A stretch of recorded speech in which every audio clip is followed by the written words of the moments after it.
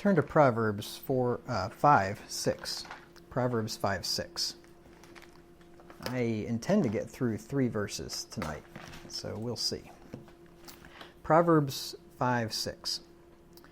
It says, "Lest thou shouldest ponder the path of life, her ways are movable, that thou canst not know them." So we'll look at the first clause first. Lest thou shouldest ponder the path of life. Now, as human beings, it's natural to be inquisitive and to wonder about things and try to figure things out. And learning of the strange woman might make a man, want to try to analyze her and understand her ways and see how she ticks and try to figure her out. But if a young man tries to do that and he thinks that he can change the whore and make her into something else, he's going to end up not doing so, right? You're not going to be able to do that. You can imagine, though, that happens a lot, right? You can imagine a guy falls for some slutty woman and thinks, oh, I can change her, right? I can give her a better life. Yeah, she's had a bad upbringing or whatever, but I can change her. And vice versa. Women think the same thing. Lots of women think they can change men, right? They get this guy that's women always go for the losers, or not always, but a lot of times. And pretty women, for some reason, go for the losers, and they always think that they can change him. And chances are that's not going to happen, right? A leopard can't change his spots, and an Ethiopian can't change his skin, and the Lord says that neither can ye do good which are accustomed to doing evil. So it's a fool's errand to try to do that. So to the young man that has a desire to comprehend the path of the strange woman, the Lord gives us this warning to prevent such a fool's errand. He says, lest thou shouldest ponder the path of life. Lest means used as a negative particle of intention or purpose, introducing a clause expressive of something to be prevented or guarded against. So the Lord is telling him to, in case you get the idea to ponder the path of life, don't do it. I'm telling this to you to prevent you from trying to ponder the path of life. The path of life here is the way of the strange woman, in this case, in the context. So in other words, the Lord has given the warning that follows to prevent and guard against the young man from trying to ponder the path of the strange woman. And there are certain things in life that we just shouldn't try to understand because we have no business understanding them. They're evil, and things that are patently evil, we can end up being corrupted by them just to learn them, like learning things of the occult, like things like that. If you start really digging into witchcraft or mysticism and things like that, reading the Kabbalah and stuff like that, it can really end up affecting you, and that's why the Lord warns us against just staying away from that. There's just certain things that, you don't need to ponder the path of that part of life. Ephesians 5:11 and 12.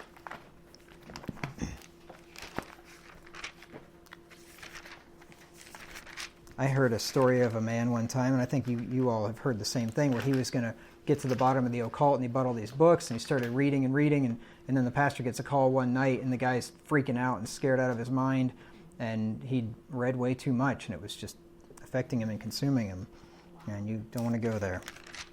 Ephesians 5:11 through 12, it says, "And have no fellowship with the unfruitful works of darkness, but rather reprove them, for it is a shame even to speak of those things which are done of them in secret." The occult is secret by definition. That's what occult means. Freemasonry is things that are done in secret. You ever drive past a Masonic lodge, you ever notice something that's missing in the building? Windows, yes.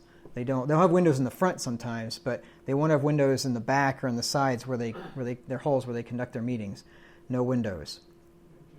I was going to say the same thing, yeah. It's very interesting. Most Jehovah's Witnesses buildings have no windows. Some of them will have the openings where it looks like there'd be a window, but it's just bricked up. That's how long 69 highway is. Yeah, I know. How creepy is that? I don't know if they have windows or not. But yeah, the Jehovah's Witness, that's just creepy looking. It looks like a normal building, and then you look closely, you're like, wait a minute. It's also a fire hazard. They would have to have an extra exit, wouldn't they? I would think. Legally, I think they'd have to. Oh, I would think, I'm sure. Fire marshal would have a problem with that. But yeah, it's a shame to even speak of things done to them in secret, so to do the things obviously is much more reprehensible than to even speak of them. But to speak of them would be to know of them, would be to look into them so you can speak about them, so don't even look into those things. We're told in Romans 16 and verse 19 that we should be wise concerning that which is good, but simple concerning evil. Romans 16 and verse 19 says, "For your obedience is come abroad unto all men. I am glad, therefore, on your behalf, but yet I would have you wise unto that which is good, and simple concerning evil." Now, to balance out what I said before, he doesn't say ignorant concerning evil, or knowing nothing, but he says simple. So we can know evil's out there. You can know enough about it to know that's evil. But once you figure out that's evil, you don't need to dig in and find out every little bit about it. And witchcraft is evil. You don't need to buy books and read about how witches make spells and all their incantations and the things they do. You don't want to go there. Some of the, like for instance, Albert Pike's book Morals and Dogma, which is a Masonic manual. He was the guy that started the Scottish Rite of Freemasonry, which is the rite that most Masons are in. He was a Civil War general, I believe, back in the 1800s. Anyway, that book is captivating. I've been told. I've read excerpts out of it. I've never read the book myself, and I won't. But you want to be careful about that stuff. I remember hearing one time when Conrad was researching all that stuff way back when in the 70s, and I forget who told me this, but Marydale would say, "Hey, Conrad, dinner's ready." "Okay," and he just he didn't even hear her. He just was totally enveloped in those books and realized that, whoa, this is bad news. But anyway, so you want to be careful about that. Was that Machiavelli's book, The Prince?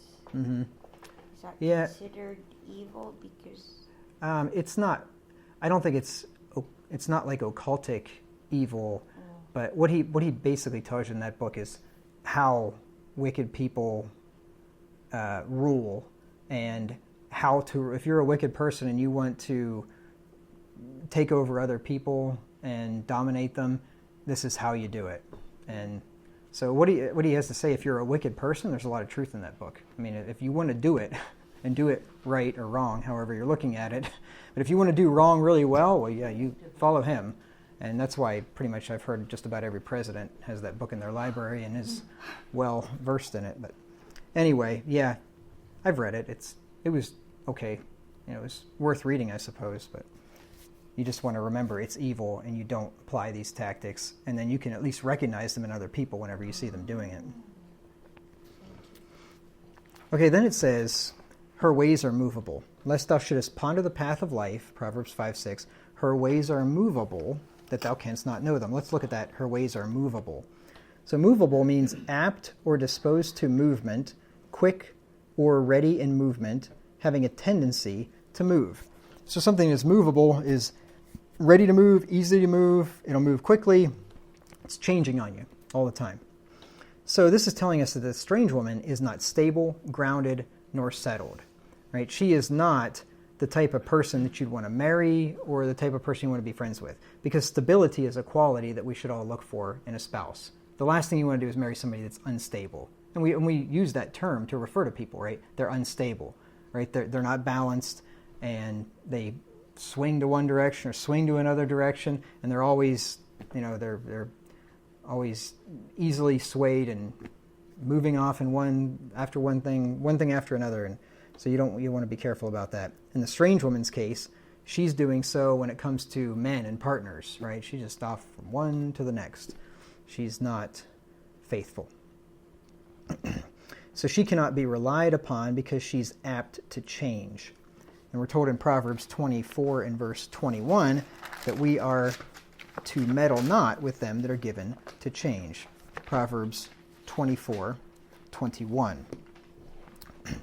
My son, fear thou the Lord and the king, and meddle not with them that are given to change. I have written in my Bible, next to this verse, Obama. Because you remember Obama's Hope and Change? That was his slogan. Meddle not with them that are given to change. But there are people that's their thing, right? They're constantly doing something new, constantly changing something, and it's probably not usually for the better. Charles Bridges said, "The love of change is a dominant principle of selfishness, insensible to our present blessings and craving for some imaginary good." And I thought that was pretty good. Personally, I'm a creature of habit. When I go to Panera Bread, for the 250th time, I order the Fuji apple chicken salad because it's the best salad. Onions. Without onions. Because it's the best salad in the world, and why would I change if you find the best thing in the world, right? So, of course. But some people, they like to go to a restaurant and get something different every time. But, I figure, why take a chance? Something's good, meddle not with them that are given to change. There's nothing wrong with that, right? No, I'm taking the verse out of context, but... Thank you. So with a strange woman, just when you think you understand her, she moves in another direction. When you think she's going to zig, she zags, right? You just can't. She's unpredictable. You definitely don't want to marry somebody like that. She would not make a good wife because her feet abide not in her house. She's out all over the place, on the street and places where she shouldn't be. Proverbs 7 and verse 11 says, "She is loud and stubborn. Her feet abide not in her house." Loud and stubborn. Those two things usually go together. You find a woman that can't stay at home, is running around all the time. She's probably loud and stubborn, doesn't listen to anything you tell her to do. So the strange woman has ever-changing taste in men and will therefore get bored easily and be unfaithful. So this is not the type of person that you want to look for a wife. The strange woman is the opposite of what a Christian woman should be, because Christians are supposed to be steadfast and unmovable. 1 Corinthians 15:58. 1 Corinthians 15:58. Just totally the opposite, because her ways are movable, and yet Paul tells us here, 1 Corinthians 15:58, "Therefore, my beloved brethren, be ye steadfast, unmovable, always abounding in the work of the Lord, for as much as ye know that your labor is not in vain in the Lord." Now, at first glance, you might think that Paul just contradicted himself in the same verse, because he says, "Be steadfast, unmovable, always abounding." Abounding is moving forward. So he says, be unmovable, but move forward. Be unmovable in the sense that you're not moving to the right, to the left, backwards, move from your position, but you're always abounding in the faith and growing in the faith, heading towards the mark for the prize of the high calling of God in Christ Jesus. We're told in Colossians 1:23 that we're not to be moved away from the hope of the gospel. Colossians 1 and verse 23. It says, "If ye continue in the faith, grounded and settled, and be not moved away from the hope of the gospel which ye have heard, and which was preached to every creature which is under heaven, whereof I, Paul, am made a minister." And this is the kind of convert that will remain a convert. When they find the truth, they're steadfast and unmovable. They're not always out there looking for the next new thing. They're not like the court of the Areopagites, which exist only to hear and to tell some new thing. There are some people out there like that. They just love to find something new, and they're always out there looking for the next new thing. And chances are some of those people will end up embracing the faith, joining the church, because it's all new and it's neat, and then before you know it, they're off to something else, right? They're always listening to somebody else trying to find something. So you want to be careful about that.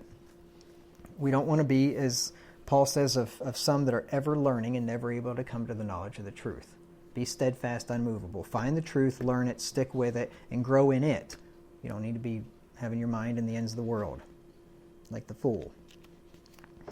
And then we're told to stand fast in the Lord. Philippians 4 and verse 1.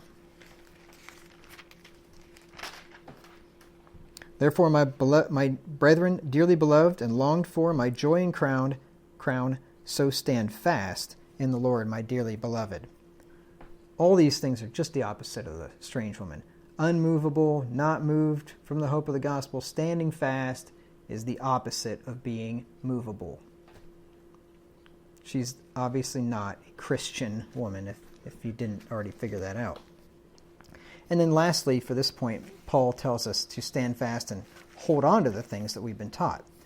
2 Thessalonians 2 and verse 15. 2 Thessalonians 2:15. "Therefore, brethren, stand fast and hold the traditions which ye have been taught, whether by word or our epistle. So in this case, the Catholics love the tradition thing. They say scripture and tradition and so on. But look what Paul says here. Hold fast, hold the traditions which you've been taught, whether by word or our epistle. So the word and the epistle, the oral tradition or the written tradition, are the same thing, right? They didn't teach anything different. But in Catholicism, the oral tradition is in conflict with the written tradition, the written scriptures, many times. All right, and then let's get to the last part of that verse. It says, lest thou shouldest ponder the path of life, for ways are movable, that thou canst not know them. Let's look at that part. So because the ways of the strange woman are movable and unpredictable, they cannot be known. Right? Because if something's constantly moving and you don't know where it's going to move next, how are you going to predict it? And how are you going to predict anything about her? Right? She may say how much she loves you today, and then tomorrow be tantalized by the next guy she sees walking down the street. Right? You can't predict her. You can't know her. And notice that the Lord didn't say that thou mightest not be able to know them, but he said that thou canst not know them. So if the Lord's telling you you can't know something, believe him. Believe him when he says you can't know the way of the strange woman. Don't think, oh, I can figure her out. I'm sure I can. No, you can't, because God said you can't. So it's therefore a waste of time and energy to try to get inside the mind of a strange woman and understand her ways. Use your time for something more profitable. It's hard enough to understand how godly women think, let alone trying to comprehend how strange women think. There was this guy one time on a deserted island, and he'd been there for years, way out in the middle of the Pacific, and he's out there all by himself, and he's incredibly lonely, and he finds a bottle laying there, and he rubs the bottle, and out comes a genie. And the genie says, I'll give you one wish, whatever you want. And the guy's like, man, just build me a bridge. I want to get out of here. I can't stand being alone anymore. Build me a bridge to the mainland. And the genie says, do you know how long? It's like thousands of miles. It's thousands of feet deep. It'd be almost impossible. Just the amount of concrete, the amount of rebar, Wayne, right? The amount of engineering that would go into that. There's just no way. Is there anything else that you might want that I can do? And he thinks for a little bit and he says, I've always wanted to understand how women think. And the genie says, you want that bridge 1 lane or 2? That's old. It's as old as the hills. It's still and funny. It's not funny. I beg to differ with you, and so does everybody else. So. It was new for me. Now, on a serious note, as we saw in the last verse in Proverbs 5:5, the strange woman also represents false religion. So you remember that. She primarily represents a whore, but she also secondarily represents false religion, mystery religion. And there have been many people that have attempted to understand the plots and schemes of Mystery Babylon. Remember Revelation 17 and verse 5? Revelation 17:5. And upon her forehead was a name written, Mystery, Babylon the Great, the mother of harlots and abominations of the earth. She's a mystery. A mystery is something that can't be known unless it's revealed by divine revelation. But there have been lots of people that have tried to figure out her plots and schemes and just figure out what she's doing. People spend hours going down the rabbit hole of conspiracy theories on the internet trying to expose the conspiracies of the New World Order. Right? I've looked into some of that stuff myself. But people really get overboard in that stuff. They get obsessed with it. But remember God's warning, lest thou try to ponder her paths, for her ways are movable, that thou canst not know them. Just like the whore, it's the same with this false religion. It's the same with the New World Order. It's the same with all the conspiracy people, whatever they're doing behind the scenes. You canst not know them. And her head, it's like the head of a hydra, right? The hydra has many heads, and when you cut one off, another one just pops up. Even if you think you had the conspiracy figured out, and it's these guys, it's the Jews, or it's the Masons, or it's the Catholics, or it's the whatever, and you could eradicate them off the earth, and another head pops up.